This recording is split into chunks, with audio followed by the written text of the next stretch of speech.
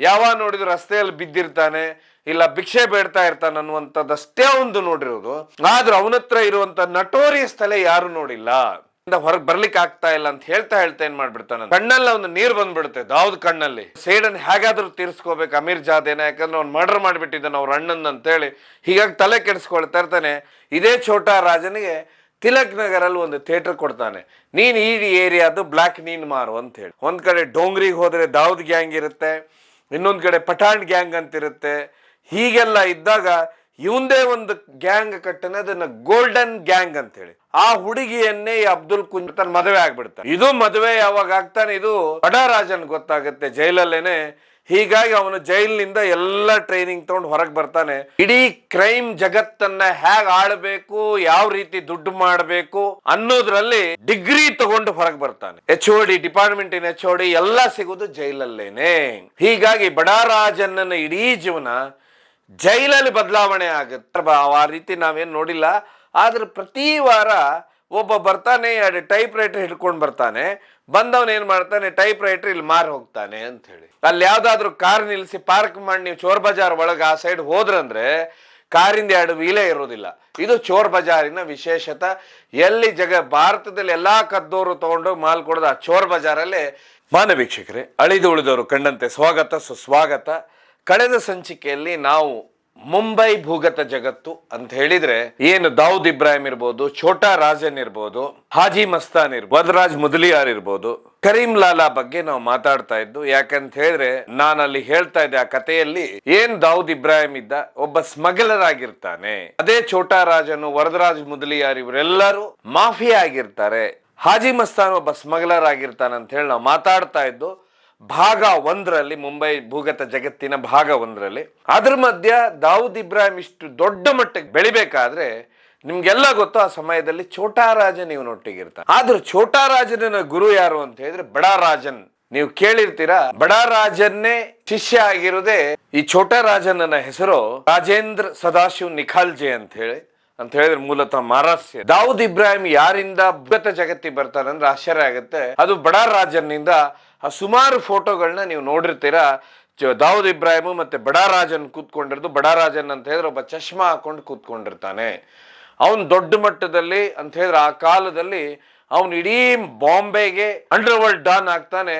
ಇಡೀ ಸ್ಮಗ್ಲಿಂಗ್ ಇರ್ಬೋದು, ಮಾಫಿಯಾ ಇರ್ಬೋದು, ಪ್ರತಿಯೊಂದು ತನ್ನ ತೆಕ್ಕೆಯಲ್ಲಿ ತಗೊಂಡ್ಬಿಡ್ತಾನೆ ವರದರಾಜ್ ಮುದಲಿಯಾರ್ ನಂತರ. ಈ ಬಡ ರಾಜನ್ ದಾವೂದ್ ಇಬ್ರಾಹಿಂ ಅವರ ಅಣ್ಣನ್ನ ಕೊಲೆ ಮಾಡಿರ್ತಾರೆ. ಆ ಕೊಲೆಯ ಸೇಡು ತೀರಿಸ್ಕೊಳ್ಳೋದು ಇದೇ ಬಡ ರಾಜನ್. ಹಾಗಾದ್ರೆ ಈ ಬಡ ರಾಜನ್ ಯಾರು ಅಂತ ನೋಡ್ಲಿಕ್ಕೆ ಹೋದ್ರೆ ರಾಜನ್ ಮಹಾದೇವ್ ನಾಯರ್ ಅಂತ ಹೇಳಿ, ಮೂಲತಃ ಇವನು ಕೇರಳದವನು.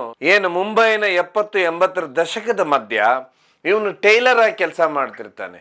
ಆವತ್ತಿನ ಕಾಲಕ್ಕೆ ಟೈಲರ್ ಅಂದ್ರೆ ಮುಂಬೈಯಲ್ಲಿ ಒಂದು ದಿವಸಕ್ಕೆ 20 ರೂಪಾಯಿ ಸಂಬಳ ಇರ್ಬೋದು. ಹೀಗೆ ಟೈಲರ್ ಕೆಲಸ ಮಾಡ್ತಾ ಇರುವ ಹೊತ್ತಿಗೆ ಇವನಿಗೆ ಆ ಕಾಲದಲ್ಲಿ ಒಂದು ಹುಡುಗಿ ಒಟ್ಟಿ ಪ್ರೀತಿ ಆಗುತ್ತೆ. ಅವಳೊಟ್ಟಿ ಪ್ರೀತಿ ಆಗುತ್ತೆ. ಬಟ್ ಅವಳು ನಂದು ಬರ್ತ್ಡೇ ಇದೆ ಇವತ್ತು, ಆ ಗಿಫ್ಟ್ ಕೊಡಿಸು, ಈ ಗಿಫ್ಟ್ ಕೊಡಿಸು ಅಂತ ಹೇಳಿದ್ರೆ ರಾಜನ್ ಹತ್ರ ಏನೂ ಇರೋದಿಲ್ಲ. ಹೀಗಾಗಿ ಅವ್ನು ಸಿಕ್ಕಾಪಟ್ಟೆ ತಲೆ ಕೆಡಿಸ್ಕೊಳ್ತಾನೆ. ಅವಳ ಪ್ರೀತಿಗೋಸ್ಕರ ಇವನು ಮತ್ತೆ ಸಂಜೆ ಟೈಮ್ ಒಂದು ಆಫೀಸಲ್ಲಿ ಕೆಲ್ಸಕ್ಕೆ ಸೇರ್ತಾನೆ. ಆದ್ರೆ ಇಲ್ಲಿ ಏನಾಗುತ್ತೆ ಅಂದ್ರೆ ಇವನು ಪೂರ್ತಿ ಆ ಹುಡುಗಿಯಿಂದ ಬಿದ್ದುಬಿಟ್ಟಿರ್ತಾನೆ. ಇವನಿಗೆ ಪ್ರೀತಿ ಪ್ರಣಯ ಇದ್ರಲ್ಲೆಲ್ಲ ಮುಳುಗೋಗಿದ್ರಿಂದ ಈ ಬಡ ರಾಜನ್ನು ಅವನಿಗೆ ಏನಾಗ್ಬಿಡುತ್ತೆ ಅಂದ್ರೆ ಅವಳಿಗೆ ಗಿಫ್ಟ್ ಕೊಡಿಸೋದ್ರಲ್ಲೇ ಇನ್ನು ದುಡ್ಡು ಸಾಲ್ತಾ ಇರೋದಿಲ್ಲ. ದಿವಸ ಒಂದು ಬರ್ತ್ಡೇ ಬರುತ್ತೆ. ಬರ್ತ್ಡೇ ದಿವಸ ಹೇಳ್ತಾಳೆ, ನನ್ಗೆ ಒಳ್ಳೆ ಪಾರ್ಟಿ ಕೊಡಬೇಕು ನೀನು, ಹಾಗೆ ಹೀಗೆ ಅಂತ ಹೇಳಿ ಅವಳು ಹೇಳ್ತಾಳೆ. ಆಗ ಇವನು ಏನ್ ಮಾಡ್ಬಿಡ್ತಾನೆ, ಇವನು ಅಲ್ಲಿ ಹೇಗಾದ್ರೂ ಕೆಲ್ಸಕ್ಕೆ ಹೋದಂತವನು, ಇವನು ಟೈಲರ್ ಆಗಿದ್ದಂತವನು ಬಡ ರಾಜ. ಅವನ್ ಮುಂದೆ ಏನಾಗ್ತಾನ ಅನ್ನೋದೇ ಇಲ್ಲಿ ವಿಶೇಷ. ಅಂತವನ್ ಏನ್ ಮಾಡ್ಬಿಡ್ತಾನೆ, ಆ ಪ್ರೀತಿ ಹುಡುಗಿಗೋಸ್ಕರ ಡಾನ್ ಯಾರಾದ್ರೂ ಆದಂತ ಹೇಳಿದ್ರು ಬಡ ರಾಜನ್ ಅನ್ಬೋದು. ಯಾಕಂದ್ರೆ ಅವ್ನು ಫಸ್ಟ್ ಕದಿಯುವುದೇ ಟೈಪ್ ರೈಟರ್. ಆಗ ಈ ಬಡ ರಾಜನ್ ಏನ್ ಮಾಡ್ತಾನೆ ಅಂದ್ರೆ ಬರುವಾಗ ಏನ್ ಮಾಡ್ಬಿಡ್ತಾನೆ, ಟೈಪ್ ರೈಟರ್ನ ಕದ್ಕೊಂಡು ಬಂದ್ಬಿಡ್ತಾನೆ. ಅಲ್ಲಿ ಯಾರು ಇರೋದಿಲ್ಲ. ಯಾಕಂದ್ರೆ ಇವನು ಆಫೀಸಲ್ಲಿ ಅಲ್ಲಿ ಸ್ಟಾಫ್ ಆಗಿ ಕೆಲಸ ಮಾಡ್ತಾ ಇರ್ತಾನೆ. ಅವತ್ತು ಯಾರು ಇರೋದಿಲ್ಲ. ಟೈಪ್ ರೈಟರ್ನ ಕದ್ಕೊಂಡು ಬಂದ್ಬಿಡ್ತಾನೆ. ಆ ಟೈಪ್ ರೈಟರ್ ಹಳೇದಾಗಿರುತ್ತೆ. ಅದರ ಇದೊಂದು ನಾವು ಗಮನಿಸಬೇಕು. ಇವತ್ತು ಒಂದು ಕಂಪ್ಯೂಟರ್ ಮತ್ತೆ ಒಂದು ಲ್ಯಾಪ್ಟಾಪ್ಗೆ ಏನ್ ಬೆಲೆ ಇದೆ, ಇದೇ 70, 80, 90ರ ದಶಕದಲ್ಲಿ ಟೈಪ್ ರೈಟರ್ಗೆ ಬೆಲೆ ಇತ್ತು. ಯಾಕಂತ ಹೇಳಿದ್ರೆ ಅವಾಗ ಇವೆಲ್ಲ ದೊಡ್ಡ ದೊಡ್ಡ ಡಾಕ್ಯುಮೆಂಟ್ಸು, ಬಾಂಡ್ ಪೇಪರ್ಸು ಪ್ರತಿಯೊಂದು ಟೈಪ್ ಆಗುದನ್ನು ಆ ಟೈಪ್ ರೈಟರ್ ಅಲ್ಲೇನೆ. ಹೀಗಾಗಿನೇ ಇವತ್ತೆಷ್ಟು ಕಂಪ್ಯೂಟರ್ ಕಲಿಸುವಂತ ಕಾಲೇಜ್ ಸ್ಕೂಲ್ಗಳಿದ್ರೆ ಆ ಕಾಲದಲ್ಲಿ ಅಷ್ಟೇ ಟೈಪಿಂಗ್ ಸೆಂಟರ್ಗಳು ನಮ್ಮ ದೇಶದಲ್ಲಿದ್ದು, ನಮ್ಮ ರಾಜ್ಯದಲ್ಲಿ ಇದ್ದು ಶಾರ್ಟ್ ಹ್ಯಾಂಡ್ ಟೈಪಿಂಗು ಎಲ್ಲ ಇದ್ದು ಅಲ್ಲಿ ಸಾವಿರಾರು ವಿದ್ಯಾರ್ಥಿಗಳು ಪ್ರತಿ ದಿವಸ ಕಲಿತಾ ಇದ್ರು. ಹೀಗಾಗಿ ಟೈಪ್ ರೈಟರ್ಗೆ ಅವತ್ತಿನ ಕಾಲದಲ್ಲಿ ಭಾರಿ ಡಿಮಾಂಡ್ ಇತ್ತು. ಯಾಕಂದ್ರೆ ಅದು ಇವತ್ತಿನ ಕಂಪ್ಯೂಟರ್ನೇ ಅಂತ ಕಂಪೇರ್ ಮಾಡ್ಬೋದು, ಆ ರೀತಿ ಟೈಪ್ ರೈಟರ್ ಇತ್ತು. ಆ ಟೈಪ್ ರೈಟರ್ನೇ ಎತ್ಕೊಂಡು ಬರ್ತಾನೆ. ಎತ್ಕೊಂಡು ಬಂದಂಥವನು ಅವನಿಗೆ ಗೊತ್ತಿರುತ್ತೆ ಚೋರ್ ಬಜಾರ್ ಅಂತ ಬಾಂಬೆಯಲ್ಲಿದೆ. ಇದು ಇಡೀ ಜಗತ್ತಿನಲ್ಲೇ ಫೇಮಸ್ ಈ ಚೋರ್ ಬಜಾರು. ಯಾಕಂತ ಹೇಳಿದ್ರೆ ಒಮ್ಮೆ ಚೋರ್ ಬಜಾರಿಗೆ ನೀವೇನಾದ್ರೂ ಒಳ್ಳೆ ವಾಚ್ ಹಾಕೊಂಡು ಹೋದ್ರೆ ಅಂದ್ರೆ ವಾಪಸ್ ಬರುವತ್ತಿ ವಾಚೇ ಇರೋದಿಲ್ಲ ಕೈಯಲ್ಲಿ. ಅಲ್ಲಿ ಯಾವ್ದಾದ್ರು ಕಾರ್ ನಿಲ್ಲಿಸಿ ಪಾರ್ಕ್ ಮಾಡಿ ನೀವು ಚೋರ್ ಬಜಾರ್ ಒಳಗೆ ಆ ಸೈಡ್ ಹೋದ್ರಂದ್ರೆ ಕಾರಿಂದ 2 ವೀಲೇ ಇರೋದಿಲ್ಲ. ಇದು ಚೋರ್ ಬಜಾರಿನ ವಿಶೇಷತೆ. ಎಲ್ಲಿ ಭಾರತದಲ್ಲಿ ಎಲ್ಲಾ ಕದ್ದೋರು ತಗೊಂಡು ಮಾಲ್ ಕೊಡೋದು ಆ ಚೋರ್ ಬಜಾರಲ್ಲೇ. ಈ ಚೋರ್ ಬಜಾರ್ ಮುಂಬೈಯಲ್ಲಿದೆ. ನಾವು ಕನ್ನಡದಲ್ಲಿ ಹೇಳ್ಬೇಕಾದ್ರೆ ಕಳ್ಳತನದ ಮಾರುಕಟ್ಟೆ. ಇದು ಇಡೀ ಏಷ್ಯಾದಲ್ಲೇ ಫೇಮಸ್ ಇರೋದು ಬಾಂಬೆಯಲ್ಲಿ. ಇದನ್ನ ಸಿಕ್ಕಾಪಟ್ಟೆ ಜನ ವಿದೇಶದಿಂದ ಟೂರ್ ಮಾಡ್ಲಿಕ್ಕೆ ಬರ್ತಾರೆ. ಆಮೇಲೆ ಎಲ್ಲ ದೊಡ್ಡ ದೊಡ್ಡ ಇಂಗ್ಲಿಷು ಹಿಂದಿ ಸಿನಿಮಾಗಳದಲ್ಲೂ ಇದ್ರದ್ದೊಂದು ಸೀನ್ ಇರುತ್ತೆ. ಇದೆಲ್ಲದಕ್ಕಿಂತ ಹೆಚ್ಚಾಗಿ ಇದ್ರ ಬಗ್ಗೆ ಅಧ್ಯಯನ ಮಾಡಿದವರು ಎಷ್ಟೋ ಜನ ಇದ್ದಾರೆ. ಆಮೇಲೆ ಎಂತೆಂಥ ದೊಡ್ಡ ದೊಡ್ಡ ಸೆಲೆಬ್ರಿಟಿಗಳು ಇದನ್ನ ನೋಡ್ಲಿಕ್ಕೆ ಬರ್ತಾರೆ. ಚೋರ್ ಬಜಾರ್ ಅಂದ್ರೆ ಹೇಗಿದೆ, ಕಳ್ಳತನದ ಮಾಲು ಯಾವ ರೀತಿ ಮಾರ್ತಾರೆ. ಇದು ಇರುವಂತಹದ್ದು ಬಾಂಬೆನ ಮಧ್ಯಭಾಗದಲ್ಲಿ. ಎಲ್ಲದಕ್ಕಿಂತ ವಿಶೇಷ ಅಂತ ಈ ಚೋರ್ ಬಜಾರು ಮೊದಲು ಮಟನ್ ಮಾರ್ಕೆಟ್ ಆಗಿತ್ತು. ಮಾಂಸವನ್ನ ಕಟ್ ಮಾಡ್ತಾ ಇದ್ರು. ಸುಮಾರು ಮಟನ್ ಅಂಗಡಿಗಳಿದ್ದು ಇಲ್ಲೇನಾಗುತ್ತೆ ಅಂದ್ರೆ ಆ ಮಟನ್ ಅಂಗಡಿಯಲ್ಲಿ ಇದ್ದಂಥವ್ರು ಏನ್ ಮಾಡಿದಾರೆ ಅಂದ್ರೆ ಕೆಲವೊಂದು ಕಳ್ಳರು ಏನು ಬಾಂಬೆಯಲ್ಲಿ ಕಳ್ತನ ಮಾಡ್ತಾ ಇದ್ರು, ಅವ್ರ ಸಾಮಾನು ತಂದು ಕೊಟ್ಟು ಶುರು ಮಾಡಿದ್ರು. ಹೀಗಾಗಿ ಮಟನ್ ಅಂಗಡಿಗಳು ಕಾಲಕ್ರಮೇಣ ಹೋಗಿ ಬರೀ ಕಳ್ಳತನದ, ಯಾಕಂದ್ರೆ ಅವ್ರಿಗೆ ಲಾಭ ಇದ್ರಲ್ಲಿ ಕಡಿಮೆ ಆಯ್ತು. ಈ ಕಳ್ಳತನ ಮಾಲು ಮಾರೋದ್ರಲ್ಲಿ ಲಾಭ ಜಾಸ್ತಿ ಆಯ್ತು. ಆ ಚೋರ್ ಬಜಾರಿಗೆ ಈ ಬಡ ರಾಜನ್ ತನ್ನ ಟೈಪ್ ರೈಟರ್ನ ತಗೊಂಡು ಮಾರ್ತಾನೆ. ಮಾರಿದ ಕೂಡಲೇ ಅವತ್ತಿನ ಕಾಲಕ್ಕೆ ಇವನಿಗೆ 200 ರೂಪಾಯಿ ಸಿಗುತ್ತೆ. 200 ರೂಪಾಯಿ ಸಿಗುತ್ತೆ. ಅದು ದೊಡ್ಡ ದುಡ್ಡಾಗಿರುತ್ತೆ ಅಂತ ಹೇಳಿ ನೀವು ಅರ್ಥ ಮಾಡಬೇಕು. 70ರಿಂದ 80ರ ದಶಕದ ಮಧ್ಯ ಅಂದ್ರೆ ಅವ ಪೆಟ್ರೋಲೇ 2 ರೂಪಾಯಿ ಬೆಲೆ ಇರುತ್ತೆ. ಅಂತ ಸಮಯದಲ್ಲಿ ಇವನಿಗೆ 200 ರೂಪಾಯಿ ಸಿಗುತ್ತೆ. ಲವರ್ಗೆ ದೊಡ್ಡ ಪಾರ್ಟಿ ಎಲ್ಲ ಕೊಡ್ತಾನೆ. ಕೊಟ್ಟಾದ ನಂತರ ಏನ್ ಮಾಡ್ಬಿಡ್ತಾನಂದ್ರೆ ಅವನ ತಲೆಯಲ್ಲಿ ಅವತ್ತೊಂದು ಪ್ಲಾನ್ ಬರುತ್ತೆ. ಪ್ಲಾನ್ ಹೇಗೆ ಬರುತ್ತೆ ಅಂತ ಹೇಳಿದ್ರೆ, ಬರೀ ಆಫೀಸಿನ ಟೈಪ್ ರೈಟರ್ ಮಧ್ಯರಾತ್ರಿ ಹೋಗಿ ಕದ್ರೆ ಹೇಗಿರುತ್ತೆ ಅಂತ ಹೇಳಿ. ಹೀಗಾಗಿ ಏನ್ ಮಾಡ್ಬಿಡ್ತಾನಂದ್ರೆ ಚೆಂಬೂರಲ್ಲಿ ಇರ್ತಾನೆ. ಅದ್ರ ಪಕ್ಕ ಏನು ಕಾಂದಿವೇಲಿ ಹೀಗೆಲ್ಲ ಏರಿಯಾಗಳ ಸೈನು, ಧಾರಾವಿ, ಮಾಟುಂಗ ಇದೆಲ್ಲ ಏರಿಯಾಗಳು ಏನು ಬರ್ತಾ ಇರ್ತಾವೆ. ಇಲ್ಲಿ ಒಂದೊಂದು ಆಫೀಸು. ಯಾಕೆಂದ್ರೆ ಅವತ್ತಿನ ಕಾಲದಲ್ಲಿ ಇಡೀ ಭಾರತದಲ್ಲಿ ನಾವು ಬಾಂಬೆ ಬಂದ್ಬಿಟ್ರೆ ಎಲ್ಲ ಹೆಡ್ ಆಫೀಸ್ಗಳು ಅಲ್ಲೇ ಇರ್ತಿದ್ದು. ಅಂತ ಹೇಳಿದ್ರೆ ನೀವು ಇಷ್ಟೆಲ್ಲ ಕಂಪನಿ ನೋಡ್ತೀರಾ, ಬಿಸ್ಕೆಟ್ ಇರ್ಬೋದು, ಸಿಗರೇಟ್ ಇರ್ಬೋದು, ಅಥವಾ ಆಯಿಲ್ ಕಂಪನಿಗಳಿರ್ಬೋದು, ದೊಡ್ಡ ದೊಡ್ಡ ಫ್ಯೂಲ್ ಕಂಪನಿಗಳಿರ್ಬೋದು, ಎಲ್ಲಾನು ಸರ್ಕಾರಿ ಕಂಪನಿಯಿಂದ ಹಿಡಿದು ಆಟೋಮೊಬೈಲ್ಸ್ ಇಂದ ಹಿಡಿದು ಪ್ರತಿಯೊಂದು ಕಂಪನಿಗಳ ಹೆಡ್ ಆಫೀಸ್ ಇದ್ದಿದ್ದೇ ಬಾಂಬೆಯಲ್ಲಿ. ಹೀಗಾಗಿ ಅಲ್ಲಿ ಸಾವಿರಾರು ಕಂಪನಿಗಳಿದ್ದು. ಇವನೇನ್ ಮಾಡ್ತಾನಂದ್ರೆ ಟೈಪ್ ರೈಟರ್ನ ಕದಿಲಿಕ್ಕೆ ಹೋಗ್ತಾನೆ. ಒಂದೊಂದು ಅಂದ್ರೆ ಪ್ರತಿ ವಾರದಲ್ಲಿ 2 ದಿವಸ ಮಾಡ್ಕೊಳ್ತಾನೆ ಇವನು. 2 ದಿವಸದಲ್ಲಿ 2 ಟೈಪ್ ರೈಟರ್ನ ಕದಿಯುವುದು. ಯಾವತ್ತು ಅವನಿಗೆ ರಜೆ ಇರುತ್ತೆ ಆ ರಜೆ ದಿವಸ ಹೋಗುದು ಚೋರ್ ಬಜಾರಿಗೆ ಮಾರಿ ಬರುದು. 3 ವರ್ಷ ಕದೀತಾನೆ. ಇದ್ರ ಮಧ್ಯ ವಿಕ್ರೋಲಿಯಲ್ಲಿ ಒಂದು ಗೋಲ್ಡ್ ಶಾಪ್ ದರೋಡೆ ಆಗುತ್ತೆ. ಅವಾಗ ಬಂಗಾರದ ಅಂಗಡಿ ದರೋಡೆ ಆಗುತ್ತೆ. ಆಗ ಪೊಲೀಸರು ಏನ್ ಮಾಡ್ತಾರಂತೆ ಎಲ್ಲ ಕಡೆ ಹುಡುಕ್ತಾರೆ, ಸಿಗುದಿಲ್ಲ. ಕೊನೆಯದಾಗ ಅವ್ರು ಏನ್ ಮಾಡ್ಬಿಡ್ತಾರೆ ಅಂದ್ರೆ ಚೋರ್ ಬಜಾರ್ ಹೋಗ್ತಾರೆ. ಚೋರ್ ಬಜಾರ್ ಹೋಗಿ ಇಲ್ಲಾರಾದ್ರೂ ಗೋಲ್ಡ್ ಕೊಟ್ಟಿದಾರ ಅಂತ ಹೇಳಿ ಹುಡುಕ್ತಾ ಹೋಗೋ ಮಧ್ಯೆ ಏನಾಗುತ್ತೆ ಅಂತ ಹೇಳಿದ್ರೆ ಪೊಲೀಸರಿಗೆ ಮಾಹಿತಿದಾರರು ಇರ್ತಾರೆ. ಈ ಮಾಹಿತಿದಾರ ಹೇಗಂತ ಹೇಳಿದ್ರೆ ತುಂಬಾ ತಾವು ಏನೇನ್ ನೋಡಿದ್ವಿ ಎಲ್ಲ ಪೊಲೀಸರ ಮುಂದೆ ಹೇಳ್ಕೋಬೇಕು ಅನ್ನೋಂಥದ್ದು ಅವ್ರ ಹತ್ರ ಇರುತ್ತೆ. ಹೀಗಾಗಿ ಅವ್ರು ಏನ್ ಮಾಡ್ಬಿಡ್ತಾರೆ ಅಂದ್ರೆ ಇವ್ರು ಪೊಲೀಸರ ಮುಂದೆನೆ ಮಾಹಿತಿದಾರ ಬರ್ತಾನೆ. ಮಾಹಿತಿದಾರ ಬಂದ್ಕೊಳ್ಳೇನೆ, ಏನಪ್ಪಾ ನೀನು ಈ ತರ ಬಂಗಾರ ಯಾರಾದ್ರೂ ಇತ್ತೀಚೆಗೆ ಮಾರುವಂತದ್ದು ನೋಡಿದ್ಯಾ ಅಂತ ಕೇಳಿದ ಕೂಡಲೇ ಆ ರೀತಿ ನಾವೇನ್ ನೋಡಿಲ್ಲ, ಆದ್ರೆ ಪ್ರತಿ ವಾರ ಒಬ್ಬ ಬರ್ತಾನೆ, 2 ಟೈಪ್ ರೈಟರ್ ಹಿಡ್ಕೊಂಡು ಬರ್ತಾನೆ. ಬಂದವನ್ ಏನ್ ಮಾಡ್ತಾನೆ, ಟೈಪ್ ರೈಟರ್ ಇಲ್ಲಿ ಮಾರಿ ಹೋಗ್ತಾನೆ ಅಂತ ಹೇಳಿ. 2 ಟೈಪ್ ರೈಟರ್ ಎಷ್ಟು ವರ್ಷದಿಂದ ಬರ್ತಾನೆ, ಸುಮಾರು ವರ್ಷಗಳಿಂದ ಬರ್ತಾನೆ. ಪ್ರತಿ ವಾರನು ತರ್ತಾನೆ ಅಂತಾನೆ. ಪ್ರತಿ ವಾರ ತರ್ತಾನೆ ಅಂದ್ಕೊಳ್ಳೇನೆ ಪೊಲೀಸರಿಗೆ ಆಶ್ಚರ್ಯ ಆಗತ್ತೆ. ಅವ್ರು ಏನೋ ಅವನು ಮಾಹಿತಿದಾರ ಇರ್ತಾನೆ, ಅವ್ನು ಹೇಳ್ತಾರೆ ಹಾಗಾದ್ರೆ ನಾವು ಈ ವಾರ ಬರ್ತೇವೆ, ಅವನು ನಮ್ಮನ್ನ ಯಾರು ಅವನನ್ನು ತೋರಿಸು ಅಂತ ಹೇಳಿ ಅವ್ನು ಮತ್ತೆ 2 ಟೈಪ್ ರೈಟರ್ ಹಿಡ್ಕೊಂಡು ಬರ್ತಾನೆ. ಯಾವತ್ತ ಆ ಮಾಹಿತಿದಾರ ತೋರಿಸ್ತಾನೆ, ಇವನೇ ಪ್ರತಿ ವಾರ ಬಂದು ಟೈಪ್ ರೈಟರ್ ಮಾರಿ ಹೋಗುವನು ಅಂತ. ಆಗ ಪೊಲೀಸರು ಅವನ್ನ ಹಿಡಿತಾರೆ.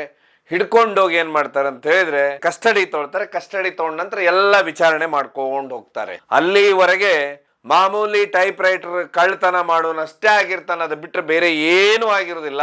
ಕೇರಳದಿಂದ ಹೋದಂತವನಾಗಿರ್ತಾನೆ, ಬೇರೆ ಏನೂ ಆಗಿರುವುದಿಲ್ಲ. ಅವನನ್ನ ಹೋಗಿ ಪೊಲೀಸ್ ಇದ್ರಲ್ಲಿ ಕಸ್ಟಡಿಯಲ್ಲಿ ಇರ್ತಾರೆ. ಕಸ್ಟಡಿಯಲ್ಲಿ ಇಟ್ಟು ಎಲ್ಲ ಎನ್ಕ್ವೈರಿ ಮಾಡ್ತಾರೆ. ಆವಾಗ ಅವನ್ನೆಲ್ಲ ಬಾಯ್ ಬಿಡ್ತಾನೆ. ಆಮೇಲೆ ಇವ್ರೇನ್ ಮಾಡ್ಬಿಡ್ತಾರೆ, ಇವನನ್ನ ಜೈಲಿಗೆ ಕಳಿಸ್ತಾರೆ. ಆ ಜೈಲು ಯಾವ್ದಂದ್ರೆ ಆರ್ಥರ್ ರೋಡ್ ಜೈಲು. ನಿಮ್ಗೆ ಗೊತ್ತು, ದೊಡ್ಡ ದೊಡ್ಡ ಕುಖ್ಯಾತರೆಲ್ಲ ಆ ಜೈಲಲ್ಲೇ ಹೋಗುದು. ಆ ಆರ್ಥರ್ ರೋಡಿಗೆ ಜೈಲಿಗೆ ಯಾವಾಗ ಹೋಗ್ತಾನೆ ಇವನು, ಅಲ್ಲಿವರೆಗೆ ಇವನೊಬ್ಬ ಟೈಪ್ ರೈಟರ್ ಕದಿಯವನಷ್ಟೇ ಆಗಿರ್ತಾನೆ, ಒಬ್ಬ ಟೈಲರ್ ಆಗಿರ್ತಾನೆ. ಅಲ್ಲಿ ಹೋದವನು ಇವನು ಇಡೀ ಕ್ರೈಮ್ ಜಗತ್ತನ್ನ ಹೇಗ್ ಆಳ್ಬೇಕು, ಯಾವ ರೀತಿ ದುಡ್ಡು ಮಾಡಬೇಕು ಅನ್ನೋದ್ರಲ್ಲಿ ಡಿಗ್ರಿ ತಗೊಂಡು ಹೊರಗೆ ಬರ್ತಾನೆ. ಇದೇ ವಿಚಿತ್ರ. ಯಾಕಂತ ಹೇಳಿದ್ರೆ ಅಲ್ಲೆಲ್ಲಾದ್ರೂ masters, teachers, head masters, HOD, ಡಿಪಾರ್ಟ್ಮೆಂಟಿನ HOD ಎಲ್ಲ ಸಿಗುದು ಜೈಲಲ್ಲೇನೆ. ಹೀಗಾಗಿ ಬಡಾರಾಜನ್ನ ಇಡೀ ಜೀವನ ಜೈಲಲ್ಲಿ ಬದಲಾವಣೆ ಆಗುತ್ತೆ. ಇದಕ್ಕೊಂದು ದೊಡ್ಡ ಕಾರಣ ಆಗತ್ತೆ ಅಂತ ಹೇಳಿದ್ರೆ, ಇವನೇನ್ ಕೇರಳದಂದಿರ್ತಾನೆ, ಇನ್ನೊಬ್ಬ ಇರ್ತಾನೆ ಅಬ್ದುಲ್ ಕುಂಜು ಅಂತ. ಈ ಅಬ್ದುಲ್ ಕುಂಜು ಈ ಗುಂಡಾಗಿರಿ ಆಕ್ಟಿವಿಟಿಯಲ್ಲೇ ಇರ್ತಾನೆ. ಇವನ್ ಯಾವಾಗ ಜೈಲ್ ಹೋಗ್ತಾನೆ, ಆಗ ಯಾರಿಗೋಸ್ಕರ ಏನು ಲವ್ ಮಾಡಿರ್ತಾನೆ, ನಂತರ ಟೈಪ್ ರೈಟರ್ ಕಳ್ಳ ಆಗಿರ್ತಾನೆ, ತನ್ನ ಟೈಲರಿಂಗ್ ಕೆಲಸ ಬಿಟ್ಟಿರ್ತಾನೆ, ತಾನು ಆಫೀಸಲ್ಲಿ ಕೆಲಸ ಬಿಟ್ಟು ಅವಳಿಗೋಸ್ಕರನೇ ಕಳ್ತನ ಮಾಡಿ ಇವನು ಬದುಕ್ತಾ ಇರ್ತಾನೆ ಬಡಾರಾಜನ್. ಆ ಹುಡುಗಿಯನ್ನೇ ಈ ಅಬ್ದುಲ್ ಕುಂಜ್ ತನ್ನ ಮದುವೆ ಆಗ್ಬಿಡ್ತಾನೆ. ಇದು ಮದುವೆ ಯಾವಾಗ ಆಗ್ತಾನೆ, ಇದು ಬಡಾರಾಜನ್ ಗೊತ್ತಾಗುತ್ತೆ ಜೈಲಲ್ಲೇನೆ. ಹೀಗಾಗಿ ಅವನು ಜೈಲಿನಿಂದ ಎಲ್ಲ ಟ್ರೈನಿಂಗ್ ತಗೊಂಡು ಹೊರಗೆ ಬರ್ತಾನೆ. ಸೀದಾ ಅವನು ಬರೋದು ಚೆಂಬೂರ್ಗೆ, ಅವನ ಏರಿಯಾಗೆ ಬಂದು ಅಲ್ಲಿ ತನ್ನ ಗ್ಯಾಂಗ್ ಅನ್ನ ಮಾಡ್ತಾನೆ. ಒಂದ್ ಕಡೆ ಡೋಂಗ್ರಿಗೆ ಹೋದ್ರೆ ದಾವೂದ್ ಗ್ಯಾಂಗ್ ಇರುತ್ತೆ, ಇನ್ನೊಂದ್ ಕಡೆ ಪಠಾಣ್ ಗ್ಯಾಂಗ್ ಅಂತ ಇರುತ್ತೆ. ಹೀಗೆಲ್ಲ ಇದ್ದಾಗ ಇವಂದೇ ಒಂದು ಗ್ಯಾಂಗ್ ಕಟ್ಟನೆ, ಅದನ್ನ ಗೋಲ್ಡನ್ ಗ್ಯಾಂಗ್ ಅಂತ ಹೇಳಿ. ತುಂಬಾ ವಿಚಿತ್ರ ಅಂದ್ರೆ ಈ ಗೋಲ್ಡನ್ ಗ್ಯಾಂಗಿನ ಕೆಲಸ ಏನಂತ ಹೇಳಿದ್ರೆ, ಆವತ್ತಿನ ಕಾಲಕ್ಕೆ ಸಿಕ್ಕಾಪಟ್ಟೆ ಸಿನಿಮಾ ಟಿಕೆಟಿಗೆ ತುಂಬಾ ದೊಡ್ಡ ಮಟ್ಟದ ಡಿಮಾಂಡು. ಹೀಗಾಗಿ ಬ್ಲ್ಯಾಕ್ ಟಿಕೆಟ್ ವಿಪರೀತವಾಗಿ, ಇವತ್ತು ಇದು ಯಾರಿಗೂ ಗೊತ್ತಿಲ್ಲ ಇದು ಬ್ಲ್ಯಾಕ್ ಟಿಕೆಟ್ ಹೇಗಿತ್ತು ಅಂತ ಹೇಳಿದ್ರೆ, ಅವಾಗ ಈ ಸಿನಿಮಾದಲ್ಲಿ ಬ್ಲ್ಯಾಕ್ ಟಿಕೆಟ್ ಅನ್ನುವುದೇ ದೊಡ್ಡದಂದೆ. ಇಡೀ ಇವತ್ತಿನ ತರ ಟಿವಿಗಳು ಇರಲಿಲ್ಲ, ಯಾವುದೇ ಮೊಬೈಲ್ಗಳು ಇರಲಿಲ್ಲ, ಏನಿಲ್ಲ. ಇದ್ದ ಬದ್ದ ಜನ ಎಲ್ಲ ಥಿಯೇಟರ್ ಮುಂದೆ ಇರೋರು, ಆ ಥಿಯೇಟರ್ ಸಾಲ್ತಾ ಇರಲಿಲ್ಲ. ಹೀಗಾಗಿ ಅಲ್ಲಿ ಏನಂದ್ರೆ ಬ್ಲ್ಯಾಕ್ ಟಿಕೆಟ್ ಅನ್ನು ದೊಡ್ಡ ಮಟ್ಟದ ದಂಧೆ ನಡೆದು ಇದೇ ಬಿಸ್ನೆಸ್ ಬಾಂಬೆಯಲ್ಲೇ ನಡೀತಾ ಇತ್ತು. ಮಾರುವಂತ ಹುಡುಗರದ್ದು ಒಂದು 50 ಜನರ ತಂಡ ಕಟ್ತಾನೆ. ಆ ಕಟ್ಟಿದ ತಂಡದಲ್ಲಿ ತಿಲಕ್ ನಗರಲ್ಲಿ ಒಂದು ಥಿಯೇಟರ್ ಕೊಡ್ತಾನೆ. ಆ ಥಿಯೇಟರ್ ಯಾರಂತ ಹೇಳಿದ್ರೆ ಈ ಛೋಟಾ ರಾಜನ್. ಇವತ್ತೇನು ನೀವು ಕೇಳ್ತೀರಾ, ಮುಂಬೈನ ಅತಿ ದೊಡ್ಡ ಡಾನ್ ಅಂದ್ಕೊಳ್ಳೆ ಛೋಟಾ ರಾಜನ್ ಅಂತ ಬರುತ್ತೆ. ಯಾಕಂತ ಹೇಳಿ ಒಂದ್ ಕಡೆ ಒಂದು ದಿಕ್ಕಲ್ಲಿ ದಾವೂದ್ ಇಬ್ರಾಹಿಂ ಇದ್ರೆ, ಇನ್ನೊಂದು ದಿಕ್ಕಲ್ಲಿ ಛೋಟಾ ರಾಜನ್. ಇದೇ ಛೋಟಾ ರಾಜನಿಗೆ ತಿಲಕ್ ನಗರಲ್ಲಿ ಒಂದು ಥಿಯೇಟರ್ ಕೊಡ್ತಾನೆ. ನೀನ್ ಈ ಏರಿಯಾದು ಬ್ಲ್ಯಾಕ್ ನೀನ್ ಮಾರು ಅಂತ ಹೇಳಿ. ಈ ಬ್ಲ್ಯಾಕ್ ಮಾರುವ ಹೊತ್ತಿಗೆ ಏನಾಗ್ಬಿಡುತ್ತೆ ಅಂದ್ರೆ, ಈ ಸುದ್ದಿ ದೊಡ್ಡ ಮಟ್ಟದಲ್ಲಿ ಆಗುತ್ತೆ, ಹರಡುತ್ತೆ. ಛೋಟಾ ರಾಜನ್ನ ತಿಲಕ್ ನಗರದ ಒಂದು ಥಿಯೇಟರ್ ಅಲ್ಲಿ ಬ್ಲ್ಯಾಕ್ ಟಿಕೆಟ್ ಮಾರ್ಲಿಕ್ಕೆ ಇರ್ತಾನೆ. ಇದ್ರ ಮಧ್ಯ ನಾನು ಕಳೆದ ಸಂಚಿಕೆಯಲ್ಲಿ ಹೇಳ್ತಾ ಇದ್ದೆ, ಏನ್ ದಾವೂದ್ ಇಬ್ರಾಹಿಂ ಯಾಕೆ ಭೂಗತ ಜಗತ್ತಿ ಬರ್ತಾನೆ, ಸ್ಮಗ್ಲರ್ ಇದ್ದವನು ಅಂತ ಹೇಳಿದ್ರೆ, ಅವನು ದೊಡ್ಡ ಮಟ್ಟದಲ್ಲಿ ಡೋಂಗ್ರಿಯಲ್ಲೇ ತನ್ನ ಬಿಸ್ನೆಸ್ ಮಾಡಿಕೊಂಡು ಸ್ಮಗ್ಲಿಂಗ್ ಕೆಲಸವನ್ನು ಮಾಡ್ಕೊಂಡಿರ್ತಾನೆ. ಇದೇ ಸಮಯಕ್ಕೆ ಏನು ಶಬೀರ್ ಖಾಸ್ಕರನ್ನ ಮರ್ಡರ್ ಆಗುತ್ತೆ. ಈ ಮರ್ಡರ್ ಆದ ಕೂಡಲೇ ಸಿಕ್ಕಾಪಟ್ಟೆ ತಲೆ ಕೆಡುತ್ತೆ. ಅವನು ಬೆನ್ನಟ್ಟುದಂದ್ರೆ ಅಮೀರ್ ಜಾದೆ ಅಂತಿರ್ತಾನೆ, ಶಬೀರ್ ಖಾಸ್ಕರನ್ನ ಹೊಡೆದಂತವನು. ಅವನ್ನ ಹೊಡಿಬೇಕಾಗಿರುತ್ತೆ. ಭೂಗತ ಜಗತ್ತಿನಲ್ಲಿ ಇದೆ, ಸೇಡನ್ನ ಸೇಡ್ನಿಂದ ತೀರಿಸ್ಕೊಂಡು ಹೋಗ್ಬೇಕು. ಈ ಅಮೀರ್ ಜಾದೇನ ಏನ್ ಮಾಡಿದ್ರು ಅವ್ನ ಕೈಗೆ ಸಿಗ್ತಾ ಇರೋದಿಲ್ಲ. ಅವ್ನು ಆಲ್ರೆಡಿ ಕೈಗೆ ಪೊಲೀಸರು ಅವನ್ನ ಹಿಡ್ಕೊಂಡಿರ್ತಾರೆ, ಪೊಲೀಸ್ ಸ್ಟೇಷನ್ ಅವ್ನು ಸೇರ್ಬಿಟ್ಟಿರ್ತಾನೆ. ಇದಾದ ನಂತರ ಅವನ ಸೇಡನ್ನು ಹೇಗಾದ್ರೂ ತೀರಿಸ್ಕೋಬೇಕು ಅಮೀರ್ ಜಾದೇನ, ಯಾಕಂದ್ರೆ ಅವ್ನು ಮರ್ಡರ್ ಮಾಡಿಬಿಟ್ಟಿದ್ದಾನೆ ಅವ್ರ ಅಣ್ಣನ ಅಂತೇಳಿ. ಹೀಗಾಗಿ ತಲೆ ಕೆಡಿಸ್ಕೊಳ್ತಾ ಇರ್ತಾನೆ. ಆಗ ಅವನಿಗೆ ಹೇಳ್ತಾರೆ, ಡೋಂಗ್ರಿ ಅಂತ ಹೇಳಿದ್ರೆ ಮುಂಬೈನ ಒಂದು ಸೆಂಟ್ರಲ್ ಸೈಡಲ್ಲಿ ಬರೋದು. ಮುಂಬೈನ ಸೌತ್ ಸೈಡಲ್ಲಿ ಅಂತ ಹೇಳಿದ್ರೆ ಚೆಂಬೂರ್ ಸೈಡಲ್ಲಿ ಗೋಲ್ಡನ್ ಗ್ಯಾಂಗ್ ಅಂತಿದೆ, ಬಡಾರಾಜನ್ ಅಂತಿದ್ದಾನೆ, ನೀನು ಅವನನ್ನ ಕಾಂಟ್ಯಾಕ್ಟ್ ಮಾಡು ಅಂತಾರೆ ಅವತ್ತಿನ ಕಾಲ. ಆಗ ಬಡಾರಾಜನ್ನ ಕರೆಸ್ಕೊಳ್ತಾನೆ ದಾವೂದ್ ಇಬ್ರಾಹಿಂ. ಬಡಾರಾಜನ್ನೊಟ್ಟಿಗೆ ಮಾತಾಡ್ತಾನೆ, ಬಂದ್ ಭೇಟಿಯಾಗಿ ಹೇಳ್ತಾನೆ, ಈ ರೀತಿ ನಮ್ಮ ಅಣ್ಣನ್ನ ಹೊಡೆದಂತವನ್ನ ಹೊಡಿಲೇಬೇಕು, ಹೊರಗೆ ಬರ್ಲಿಕ್ಕೆ ಆಗ್ತಾ ಇಲ್ಲ ಅಂತ ಹೇಳ್ತಾ ಏನ್ ಮಾಡ್ಬಿಡ್ತಾನೆ, ಕಣ್ಣಲ್ಲಿ ಒಂದು ನೀರು ಬಂದ್ಬಿಡುತ್ತೆ ದಾವೂದ್ ಕಣ್ಣಲ್ಲಿ. ಅವ್ರ ಅಣ್ಣ ಹೊಡೆದಿದ್ದು ಅಂದ್ರೆ ಅವತ್ತಿನ ಕಾಲಕ್ಕೆ ತಕ್ಕಾಗೆ ಕಣ್ಣಲ್ಲಿ ನೀರು ಬಂದ್ಬಿಡುತ್ತೆ. ಯಾವಾಗ ಆ ರೀತಿ ಆಗುತ್ತೆ, ಬಡಾರಾಜನ್ ಏನ್ ಹೇಳ್ತಾನೆ ಅಂದ್ರೆ, ಆಯ್ತು ನಾನು ಒಂದು ವ್ಯವಸ್ಥೆ ಮಾಡ್ತೇನೆ ಅಂತ ಹೇಳಿ, ಆದ್ರೆ ಯಾರನ್ನ ಅಂತ ಹೇಳಿ ನೋಡ್ತಾ ಯೋಚನೆ ಮಾಡ್ತಾನೆ. ಯೋಚನೆ ಮಾಡುವತ್ತಿಗೆ ಅವನಿಗೆ ತಲೆಯಲ್ಲಿ ಬರೋದು ಡೇವಿಡ್ ಪರದೇಶಿ ಅನ್ನುವಂತ ಹುಡುಗ ಇರ್ತಾನೆ. ಅವನು ಏನಂದ್ರೆ ಅಸಲಿಗೆ ಅವನೊಂಥರ ಕಾಮಿಡಿ ತರ ಆಡೋನು. ತನಗೆ ಸಿಕ್ಕರು ಊಟ ಮಾಡೋದು, ಇಲ್ಲ ಯಾರ ಹತ್ರ ಆದ್ರೂ ಇಸ್ಕೊಂಡಾದ್ರೂ ತಿನ್ನೋದು, ಯಾವಾಗ ನೋಡಿದ್ರು ಚರಸ್ ಹೊಡ್ಕೊಂಡಿರ್ತಾನೆ, ಅಂದ್ರೆ ಗಾಂಜಾ ಹೊಡೆಯುವಂಥವನು, ಕುಡ್ಕೊಂಡು ರಸ್ತೆಯಲ್ಲಿ ಬೀಳುವಂಥವ್ನು ಇರ್ತಾನೆ. ಆಗ ಅವನು ಹೇಳ್ತಾನೆ, ನಾನು ಒಬ್ಬನ್ನ ಕಳಿಸ್ತೇನೆ ನಿಮ್ಮ ಹತ್ರ, ಅವನು ಆ ಕೆಲಸ ಮಾಡ್ತಾನೆ ಅಂತಾನೆ. ದಾವೂದ್ ಇಬ್ರಾಹಿಂ ಹೆಸರು ಕೇಳ್ತಾನೆ, ಯಾರ್ದು ಅಂತ ಹೇಳ್ಕೊಳ್ಳೇನೆ. ಅವನು ಹೇಳ್ತಾನೆ ಡೇವಿಡ್ ಪರದೇಶಿ ಅಂತ ಹೇಳಿ. ಆಗ ಅವನು ಪಕ್ಕದಲ್ಲಿ ಇದ್ದವ್ರು ಹೇಳ್ತಾರೆ, ಅಯ್ಯೋ ಅಣ್ಣ ಅವನೇನ್ ಕೆಲಸ ಮಾಡ್ತಾನೆ, ಅವ್ನು ಕುಡುಕ, ಅವ್ನು ರಸ್ತೆಯಲ್ಲಿ ಬೀಳೋನು, ಹೀಗೆ ಹಾಗೆ ಅಂತ ಹೇಳಿ. ಆಗ ರಾಜನ್ ಹೇಳ್ತಾನೆ, ಯಾಕಂದ್ರೆ ರಾಜನಿಗೆ ತುಂಬಾ ಮುಂದಾಲೋಚನೆ ಇರುತ್ತೆ. ಹೀಗಾಗಿ ಅವ್ನು ಹೇಳ್ತಾನೆ, ಯಾವತ್ತು ನೀವು ಅವನ್ನ ಬಡಸ್ಕೋಬೇಕಂದ್ರೆ ಅಮೀರ್ ಜಾದೆ ನಿಮ್ಮ ಕಡೆಯವ್ರು ನೋಡಿದ್ರೆ ಹೆದರಿ ಓಡ್ತಾನೆ, ಕರೆಕ್ಟಾ? ಅವ್ರ ಕೈಗೆ ಸಿಗುದಿಲ್ಲ.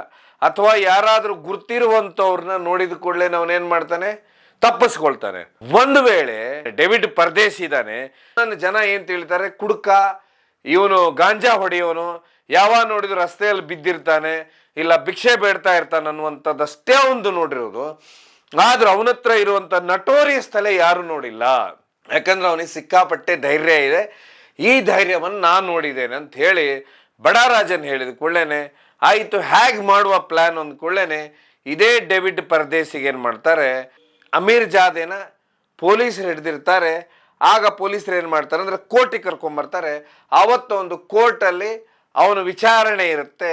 ಹೀಗ ಕೋರ್ಟಿಗೆ ಬಂದ ಕೂಡಲೇ ಏನು ಮಾಡ್ತಾನೆ ಅಂದರೆ ಡೇವಿಡ್ ಪರದೇಶಿ ಏನು ಮಾಡ್ತಾನೆ, ಕೋರ್ಟಲ್ಲೇ ಗುಂಡಾರಿಸ್ಬಿಡ್ತಾನೆ. ಬಾಂಬೆಯಲ್ಲಿ ಯಾರು ಕಟಕಟೆ ಹತ್ರ ನಿಂತ್ಕೊಂಡಿರ್ತಾನೆ ಅವನಿಗೆ ಗುಂಡಾರಿಸೋದು ಅಂತ ಹೇಳಿದ್ರೆ ಇದು ದೊಡ್ಡ ಮಟ್ಟದ ಸುದ್ದಿ ಆಗ್ಬಿಡುತ್ತೆ. ಅವನೇನು ಬರ್ತಾನೆ ಕುಡ್ಕೊಂಡು, ಅಥವಾ ಅವ್ನು ಬರ್ತಾನೆ ಮತ್ತಲ್ಲಿ ಬಂದಂಥವ್ನಿಗೆ ಯಾರಿಗೂ ಗೊತ್ತಾಗಲೇ ಇವನು ಏನು ಮಾಡ್ತಾನೆ ಅಂತ ಹೇಳಿ ಅವನೇನು ಮಾಡ್ಬಿಡ್ತಾನೆ, ತೆಗೆದು ಅಮೀರ್ ಜಾದೆಗೆ ಹೊಡೆದು ಬಿಡ್ತಾನೆ. ಹೊಡೆದ ಕೂಡ್ಲೇನೆ ಅಲ್ಲಿಗೆ ಏನು ಶಬೀರ್ ಕಾಸ್ಕರ್ ಹೊಡೆದಂತ ಅಮೀರ್ ಜಾದೆ ಪೂರ್ತಿ ಪ್ಲಾನ್ ಮಾಡ್ದಂಥವ್ನಿರ್ತಾನೆ, ಅವನಲ್ಲಿ ಎಂಡ್ ಆಗ್ತಾನೆ, ಅಲ್ಲಿಗೆ ಸಾಯ್ತಾನೆ. ಸತ್ತು ಕೂಡ್ಲೇನೆ ದಾವೂದ್ಗೆ ದೊಡ್ಡ ಮಟ್ಟದ ಖುಷಿ ಆಗುತ್ತೆ. ಯಾಕಂತ ಹೇಳಿದ್ರೆ ನಮ್ಮ ಅಣ್ಣನ್ನ ಹೊಡೆದವನು ಸತ್ತ ಅಂಥೇಳಿ. ಆಮೇಲೆ ಅವ್ರ ಅಣ್ಣನ್ನ ಹೇಗೆ ಹೊಡಿತಾರಂತೇಳಿ ನಾನು ಹಿಂದಿನ ಸಂಚಿಕೆಯಲ್ಲಿ ಹೇಳಿದ್ದೀನಿ.